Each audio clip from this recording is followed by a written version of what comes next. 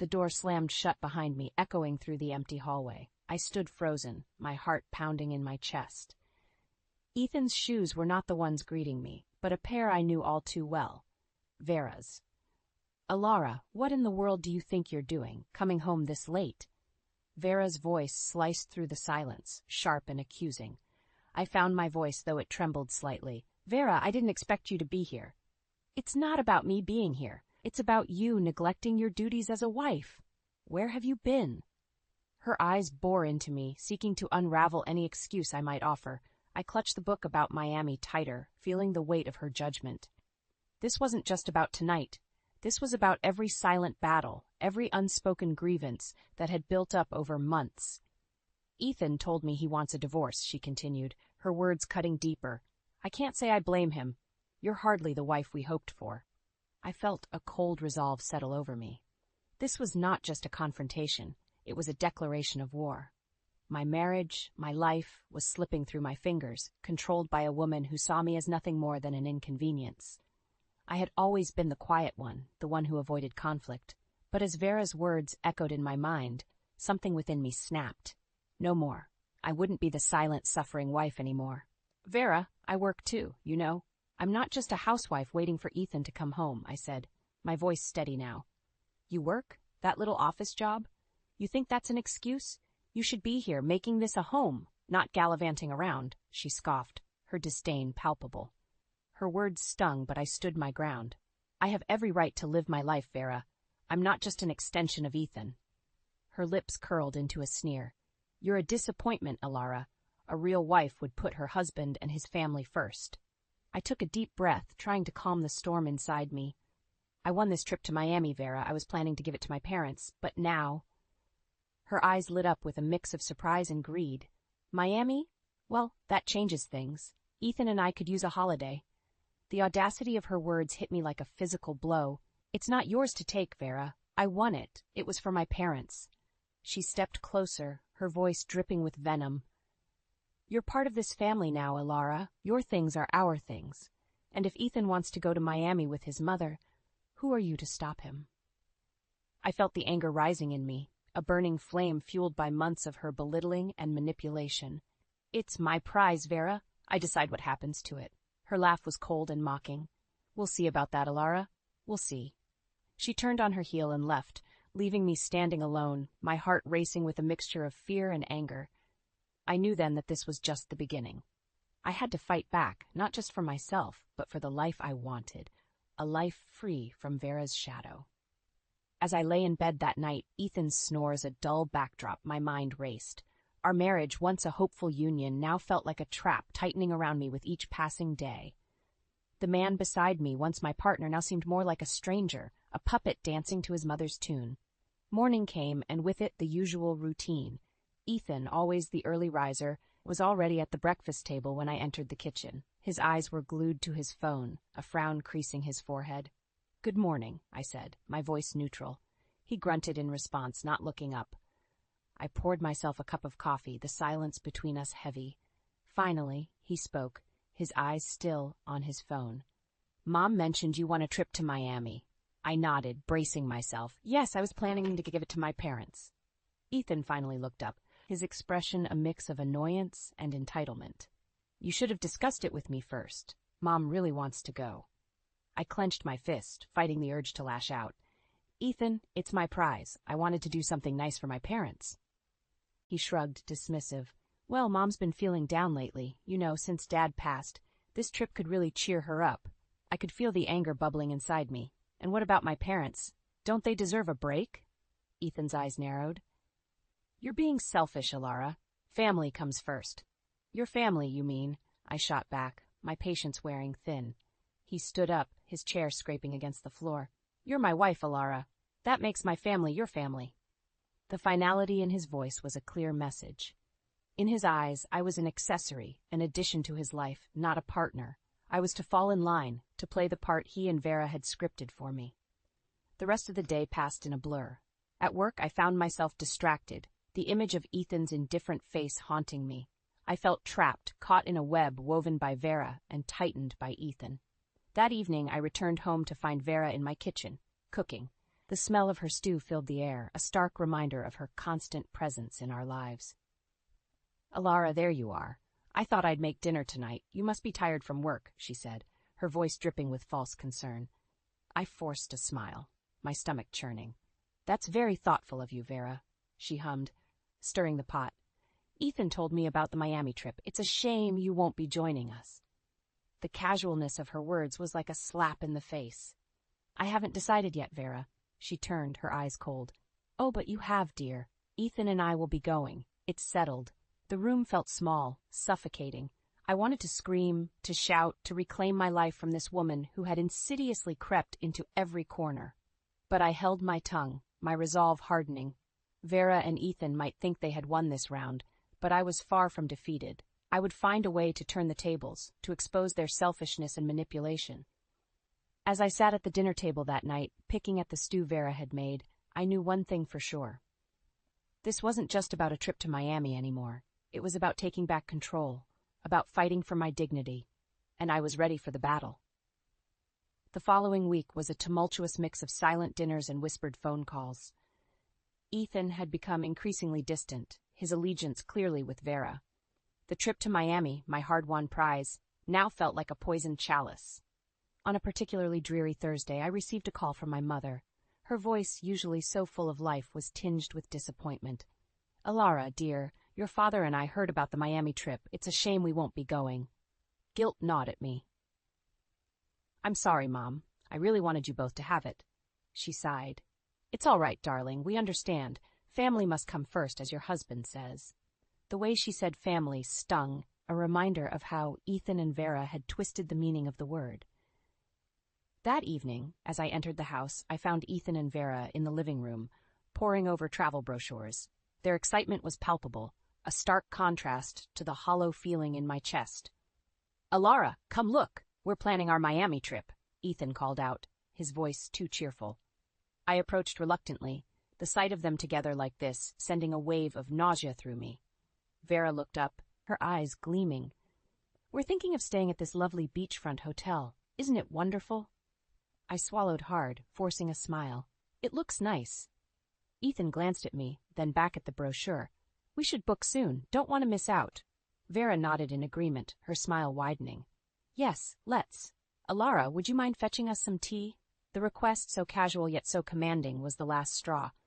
"Actually, I need to talk to you both about the trip." Their attention snapped to me, a flicker of wariness crossing Ethan's face.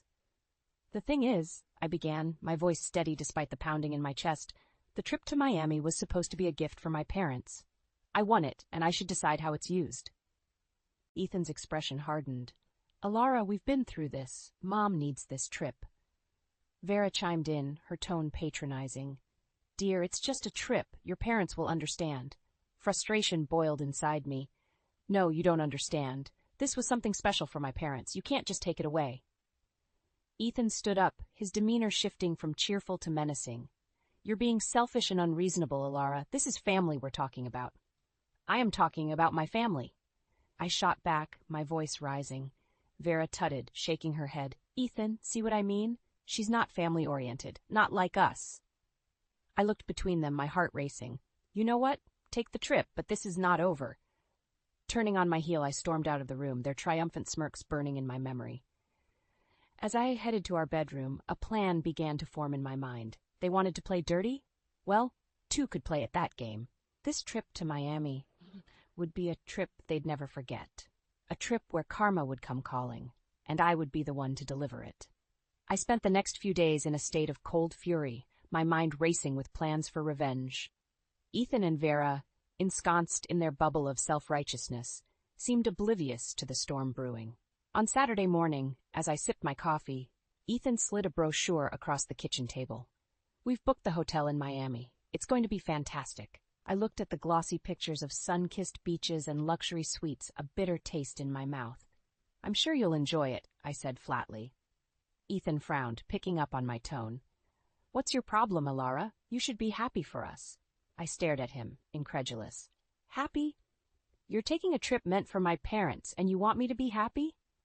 He leaned back, his expression one of exasperation. "You're making a big deal out of nothing. It's just a trip." "Just a trip?" I echoed, my voice rising. It was a gesture for my parents, Ethan, something special for them. And you and your mother just bulldozed over it. Ethan's patience snapped. Enough, Alara. You're acting like a child. You need to start thinking about what's best for this family.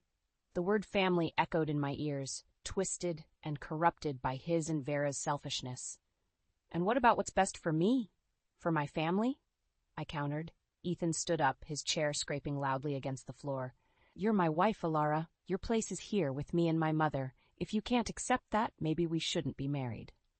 His words hung in the air, a threat and a challenge all at once.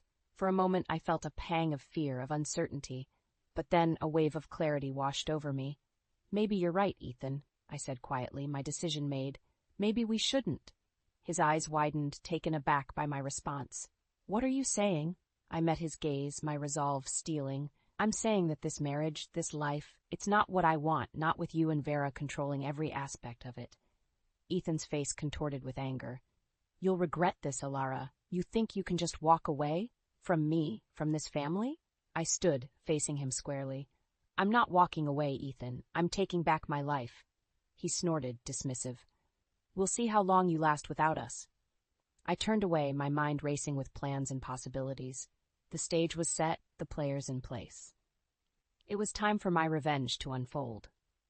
As I packed a small bag, my thoughts were clear and focused. Ethan and Vera had pushed me to the edge, and now they would see just how far I was willing to go. This was no longer just about a trip to Miami. This was about reclaiming my dignity, my independence, and showing them that I was not to be underestimated. I left the house without a backward glance, the door closing behind me with a finality that felt like freedom. I moved back to my parents' house, each step feeling like a weight lifting off my shoulders. My parents, though surprised, supported my decision. In the sanctuary of my old room, I plotted my next move. A few days later, Ethan called. Alara, where are you? We need to talk about the Miami trip. I'm at my parents', I replied, my voice steady. And there's nothing to talk about. You've made your decision. He was silent for a moment. You can't just run away from this. We're married. Not for much longer, I said quietly. I'm filing for divorce, Ethan. There was a sharp intake of breath on the other end. Divorce? You can't be serious. I've never been more serious, I affirmed. Our marriage is over, Ethan. He sputtered in disbelief. You'll regret this. You think you can just leave me and get away with it? I smiled, a sense of empowerment surging through me. I'm not getting away with anything. I'm taking back my life. Ethan's voice turned cold. We'll see about that. And the Miami trip? You're ruining everything. I chuckled softly. Oh, Ethan, you have no idea. Enjoy your trip. The line went dead, and I sat back, a plan forming in my mind. Ethan and Vera thought they had won, but the game had just begun. The next day, I called the airline. I need to make a change to the reservation for the Miami trip. The agent was accommodating. Of course, Miss Alara, what changes would you like to make? I won't be going, I said. The tickets are non-transferable, correct? That's right, the agent confirmed. Good, I said, a smile playing on my lips. Keep it that way. The day of their departure arrived, and I couldn't help but feel a twinge of anticipation. Ethan and Vera, unaware of the surprise awaiting them at the airport, were in for a rude awakening. I received a call from Ethan later that day, his voice frantic. Alara, what the hell did you do? They won't let us board. The tickets are void without you. I feigned innocence. Really? That's strange. I guess you should have read the fine print, Ethan. You did this on purpose, he accused. I shrugged, even though he couldn't see me. You took something that wasn't yours, Ethan. Actions have consequences. His voice was a mix of anger and desperation. This isn't over, Alara. You'll pay for this. I hung up, a sense of satisfaction washing over me. This was just the beginning of their downfall. Ethan and Vera had underestimated me, but they were about to learn just how costly that mistake was. As I sat back, a plan unfolding in my mind, I knew one thing for sure. Revenge was a dish best served cold, and I had just started cooking. After thwarting Ethan and Vera's Miami plans, I felt a sense of control returning to my life. But my thirst for justice was far from quenched. The real act of retribution was about to begin. A week passed, and I received a call from Ethan. His tone was a mix of anger and desperation. Alara, we need to talk. I'm coming over. I agreed, curiosity piqued. When he arrived, he was a shadow of his usual arrogant self. "Alara, I'm in trouble," he began, his eyes avoiding mine. I raised an eyebrow. "What kind of trouble?" He hesitated before confessing. "At work. They've started an investigation. They think I've been embezzling funds." I suppressed a smile. "Embezzling? That's serious, Ethan." He ran a hand through his hair, visibly stressed. "It's not just that. They're questioning my absences, my trips with Mom. They think it's all connected." I leaned back, the pieces falling into place. "Sounds like you've made quite a mess." He looked up, desperation in his eyes. "Alara, I need your help. You have to vouch for me. Tell them I was with you." I laughed, the sound bitter. "Why would I do that, Ethan, after everything?" He reached for my hand, but I pulled away. "Please, Alara, I'm begging you. If I lose this job, I'm ruined." I stared at him, the man who had once been my world, now reduced to a groveling mess. "You should have thought about that before, Ethan. You made your bed. Now lie in it." As he left, his shoulders slumped. I knew the wheels of karma were turning. The following day, news of Ethan's dismissal and his embezzlement spread. Vera, once so proud and haughty, became the subject of whispers and judgmental glances in the neighborhood. Their fall from grace was swift and merciless. Ethan tried to reach out again, but I was done. My lawyer handled the divorce proceedings, ensuring I was well protected and compensated. As for Ethan, he was left to face the consequences of his actions alone. I visited my parents, sharing the news. "It's over," I told them. "The divorce is final." My mother hugged me, tears in her eyes. "You're strong, Alara. Stronger than you know." I nodded, a sense of peace settling over me. I had to be, Mom, for myself. In the end, Ethan and Vera reaped what they had sown. Their deceit and selfishness had been their undoing. As for me, I was free from their toxic grip, ready to start anew. The scars of the past would always be there, but they were a reminder of the battles I had faced and won. I was no longer the meek, compliant wife. I was Alara, a woman who had stood up for herself and emerged stronger. The day after my divorce was finalized marked the beginning of a new chapter in my life. The shackles of my oppressive marriage were finally broken, and I could breathe again. Sitting in my parents' garden, I reflected on the journey that had led me here. The pain, the betrayal, and ultimately, the triumph over those who sought to control me. My mother joined me with 2 cups of tea. "What will you do now, Alara?" she asked gently. I took a sip, feeling the warmth spread through me. "I'm going to live, Mom, for myself this time." She smiled, a look of pride in her eyes. "You've grown so much, darling." Our conversation was interrupted by a knock at the door. My father answered it, his voice rising in surprise. "Ethan, what are you doing here?" I stood, my heart pounding. Ethan stood at the door, a shadow of his former self. "Alara, I need to talk to you." I walked over, my resolve firm. "There's nothing left to say, Ethan." He looked desperate, his eyes pleading. "Please, Alara, I've lost everything. My job, my reputation. Even Mom won't talk to me. I need your help." I shook my head, incredulous. "You expect me to help you? After everything you've done?" He reached out, but I stepped back. "I'm sorry, Alara, I was wrong. Please give me another chance." Then I looked at him, seeing the man I once loved now broken and humbled. "It's too late, Ethan. You made your choices, and now you have to live with them." He slumped, defeated. "I understand. I'm sorry, Alara. Truly." As he walked away, I felt a sense of closure. Ethan's downfall was his own doing. He had underestimated me and paid the price.